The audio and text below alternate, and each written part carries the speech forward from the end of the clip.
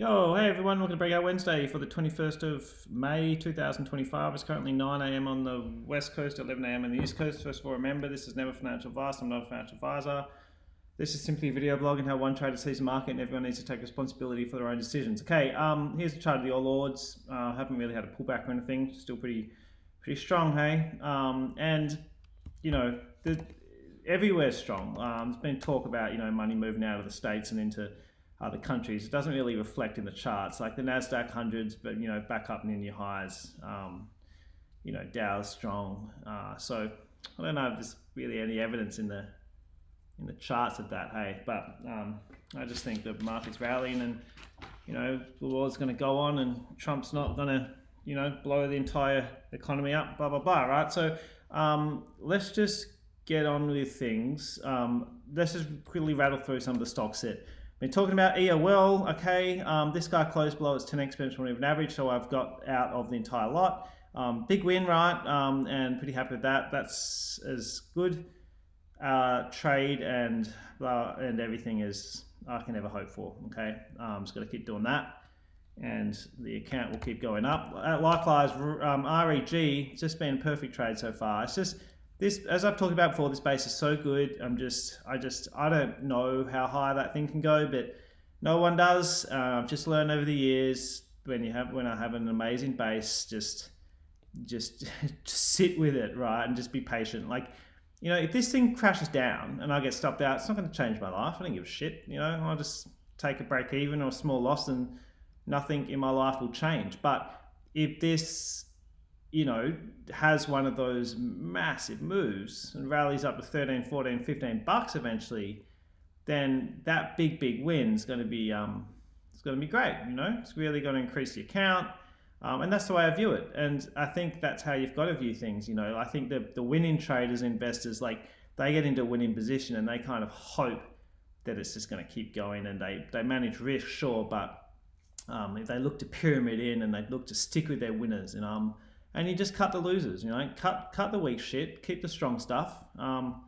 Pretty simple stuff. Like, if you owned a sports team, right, and you had a really good athlete and a really shit athlete, who are you going to cut, right? You're going to cut the shit athlete. Pretty simple stuff. So now let's move on. MAU, I didn't get filled on my second lot. So I had this starter position here that was carrying a loss for a while, and then it's broken up, and I had a buy stop to add to that. It's called buy stops, by the way. I know everyone calls them conditional triggers or rising buys, but the right terminology is a buy stop, right? So did not get filled.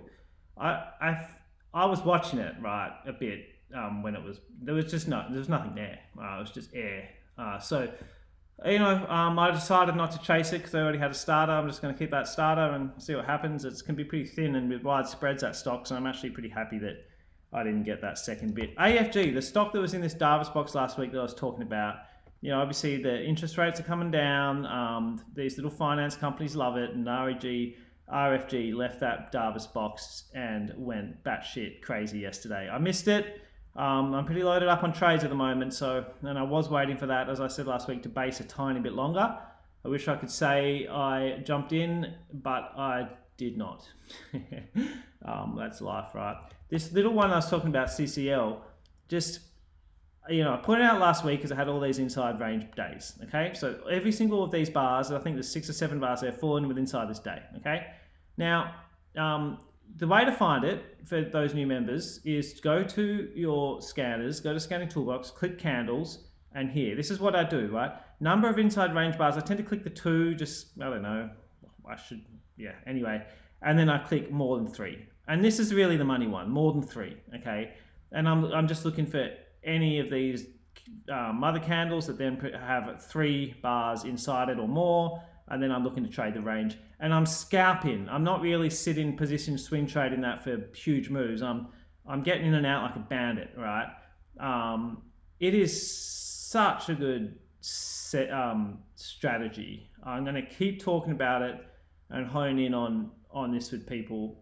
If you want to be a long-term swing trader, medium-term swing trader, months at a time, weeks at a time, probably there's better systems like, just base breaks and tight VCPs and blah, blah, blah. But if you love scalping too and like that pure trading aspect of the game, I don't know if I've ever come across a better system than this. All right, so been using it for, I don't know, for a long time. So I'm going to just keep talking about it and just keep trying to show everyone why I like it so much. There's a good thread on the forum about it, and I'll keep adding to that when I find the time. There's the other one I was talking about that had a few inside bars is DGT. Okay, this only had 1, 2, 3 inside bars, right? Just so tight here and then broke up and went for it, okay? For short-term traders, it is a lovely, lovely system, okay? Now, BHP, this other setup I'm in, this looks like it might be coming back today. It's kind of flat today. It might be filling this gap. I'm still in it. Let's hope it doesn't turn into a loser, but it might. FBU. So I talked about this last week, that I was going to leave it, and I did leave it, which I'm kind of happy about. Just talking last week about how, fundamentally it's actually a pretty shit company. Yeah, it's hard to know which ones to take, which ones to not take. But in a really good market, if I've got, I just don't have much cash left. I'm in a lot of trades, and so I'm trying to find reasons not to take entries. Okay, and that one, it just doesn't really, it's not very profitable and doesn't really generate cash. So I thought I'd just leave that, as I talked about last week. NAN, I had a loss on that. In here, out here, quick loss. I think I talked about that loss last week. I can't remember, but unless I forgot, that was a loser. PME sold half in this gap up here. It's just kept going. This is just nuts. I'm trailing the rest with the 10 exponential moving average. Okay, very, very easy. I don't need to look at it during the day.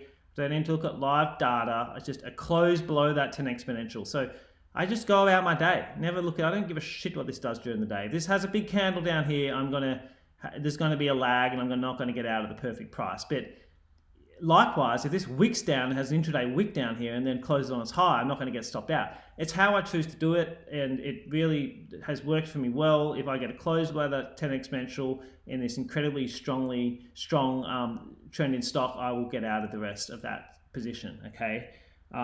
And I had another loser in TBR, okay? A really small position because it was thin, but in here, out here, okay? So I just wanted to point out, my account's grown a lot lately, and I've had some big winners, but there's always losers mixed in there, and you can't hide from them, right? Anyone that trying to skirts away from their losers is a fraud, and they've got their heads far, a long way up their behinds, Sorry, I'm ranting. Let's just get on with it. New setups. Apple, AAPL, shit. Okay, it's the leader. I like, obviously in the US stocks, I like trading these big names that are leaders, okay. Apple has just have this end of a downtrend. It's got a double top here, and hopefully it's closing these gaps and it's forming a tight handle, and then it would be a good entry spot for me. Really one of the leaders with Duolingo is Netflix. Netflix doesn't get spoken about as much. It's an expensive stock. It's been going up for a long time since that big recovery, but it's a leader, okay? And so I've really buggered up my Netflix stuff because I've been watching it rise. I have traded it a few times, but hasn't made as much bank as I should have off it, because it's been really obvious kind of to me. I've kind of talked about it on and off over the last few years during this recovery, and I didn't act on that well enough. A few little scalps and short trades here and there, but there should have been a much bigger position from me.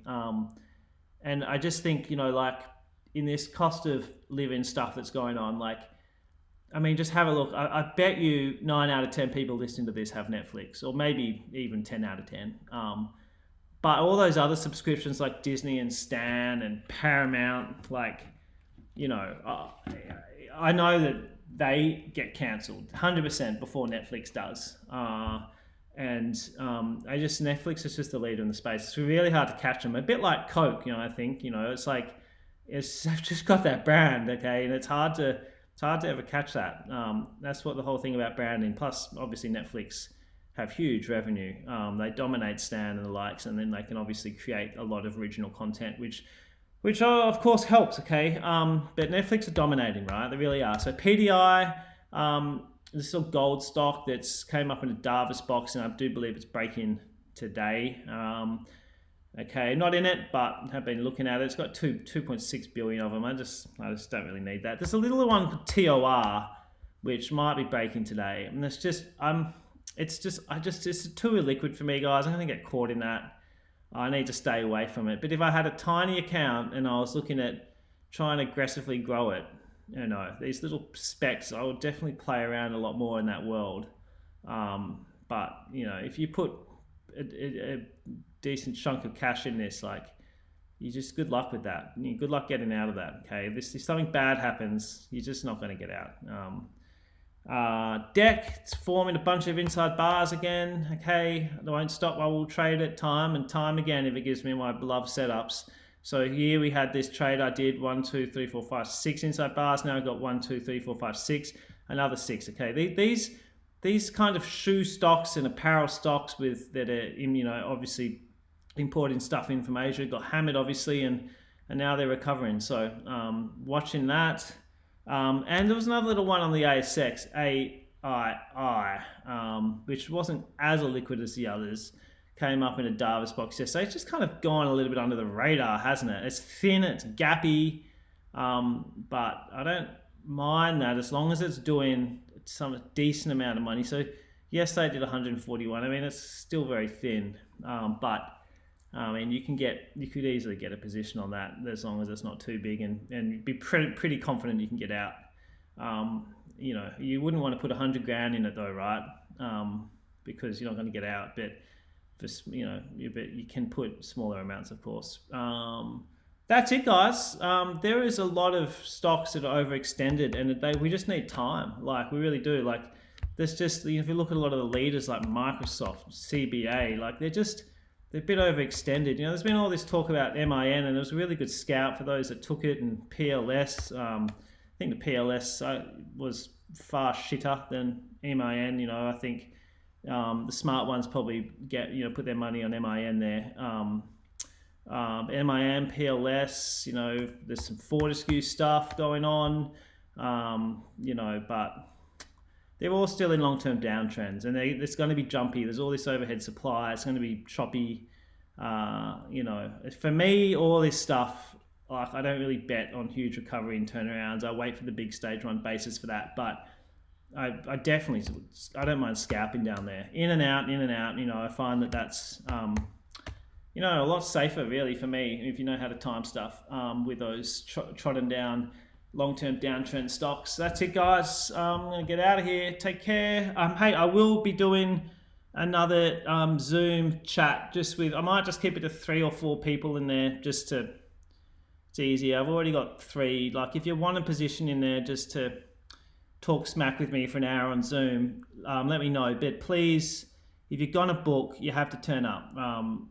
If I have another one where we book it and people don't turn up, I think I'm just done with it, I just don't have time to waste like that. So if you want it, commit to it and turn up, and I'll happily help for just one, group session, but not one-on-one stuff, guys. It's just life's short, and I got a whole lot on my plate. Take care, everyone. Cheers. Bye-bye.